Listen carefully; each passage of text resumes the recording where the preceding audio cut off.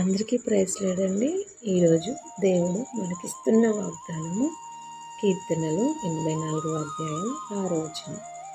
వారు బాకాల్లో వెలుపడి వెళ్ళుచు దానిని జలమయంగా చేదురు, తొలకరి వాన దానిని దీవెనలతో కప్పును. ఆమేన్. ఈ వాగ్దానము నా జీవితాలలో నెరవేర్చబడును గాక.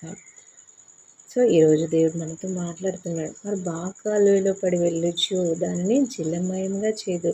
సో మనం కష్టాల ప్రయాణంలో వెళుతున్నా దేవుడు అక్కడ బ్లెస్సింగ్ ఇస్తాడు. జలమయముగా అంటే అక్కడ జలము అనేది, తొలకరి వాన అనేది బ్లెస్సింగ్కి సూచన. అంటే దేవుడు మనము ఎంత ప్రాబ్లం నుంచి వెళ్ళినా కూడా దేవుడు మనల్ని బ్లెస్డ్గా చేయబోతున్నాడు. తొలకరి వాన దాని దీవెనలతో కప్పిన. ఈరోజు దేవుడు మనల్ని తొలకరి వానలాగా మన మీద కురవబోతున్నాడు. అంటే దేవుడు మనల్ని